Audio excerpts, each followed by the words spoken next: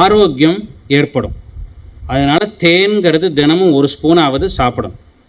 அப்படி அதனால தான் கல்யாணங்களுக்கெல்லாம் போனால் முதல்ல பாயசம் போடுறத பார்க்குறோம். ஏன்னா பாயசம் தான் முதல்ல சாப்பிடணும். திதிப்பு கட்டாயம் சேரணும் அப்படின்னு. அதனால தான் இந்த திதிப்பு சரியான அளவில் சேராததுனால என்ன ஆகும்னா மனசு சரியானபடி வேலை செய்யாது. ஞாபக மறதி வரும், மறந்து போயிடும், அல்லது என்ன பேசுகிறோம்னு தெரியாமல் பேசுவோம். இது மாதிரியான நிலைகள் ஏற்படும். இது மாதிரி நிலை வந்துட்டால் என்ன பண்ணணும் அப்படின்னா தேன் சாப்பிடணும். அதுதான் இப்போ இந்த நாளில் பார்க்குறோம். உலகத்தில் ஆட்டிசம் அப்படி உள்ள குழந்தைகள் நிறையா பிறக்கிறத பார்க்குறோம். ஆட்டிசம், ADHD ப்ராப்ளம் அப்படின்னு ஒன்று இருக்குது. Attention deficient hyper active disorder அப்படின்னு பேர். அந்த குழந்தை நார்மலாக இருக்காது. பார்த்தா பொன் குழந்தையோ ஆண் குழந்தையோ நார்மலாக இருக்காது. அப்படியே அந்த குழந்தை அப்படி மேலே பார்த்துட்டே உட்காந்துருக்கும். சரியானபடி படிக்காது, சரியானபடி தன்னுடைய வாழ்க்கையை அமைச்சிக்காது. எல்லா வயசுலேயும் இருக்கிறத இன்றைக்கி பார்க்குறோம். ஒரு 4 வயசு குழந்தையும் இருக்குது, 5, 6, 7, 8, 15, 20 எல்லா வயசுலேயும் இந்த ஆட்டிசம் உள்ள குழந்தைகளை பார்க்குறோம்.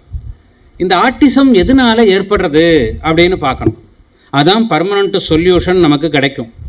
இந்த ஆட்டிசம் வந்தது இப்போ உலகத்தில் என்ன நடக்கிறதுன்னா, ஆட்டிசம் ஒரு குழந்தைக்கு வந்துட்டது அப்படின்னா ஆட்டிசம் வந்த குழந்தைகளுக்கெல்லாம் தனியாக ஒரு ஸ்கூல் அப்படின்னு ஒன்று ஏற்படுத்தி அந்த ஆட்டிசம் உள்ள குழந்தைகளுக்கெல்லாம் அந்த ஸ்கூலில் பாடங்கள் சொல்லி கொடுக்கறது அப்படின்னு வருது. ஆனால் இது பர்மனண்ட் சொல்யூஷன் இல்லை, இது டெம்பரரி சொல்யூஷன் தான். இப்படியே போச்சுன்னா என்ன ஆகும்னா 140 கோடி மக்களுக்கும் இந்த ஆட்டிசம் வந்துடும் ஒரு காலத்தில். ஏன்னா இந்த ஆட்டிசம் எதனால் வருது அப்படின்னா ரொம்ப முக்கியமான விஷயம்.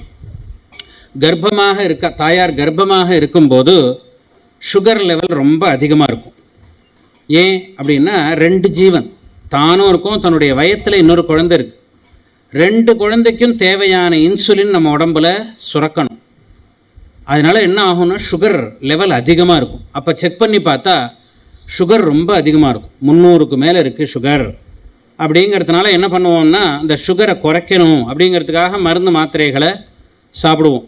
அப்படி சாப்பிடக்கூடாது. பொதுவாகவே கர்ப்பமாக இருக்கக்கூடியதான பெண்களுக்கு சுகர் லெவல் அதிகமாக தான் இருக்கும். அது ஒன்றும் பாதிப்பை ஏற்படுத்தாது.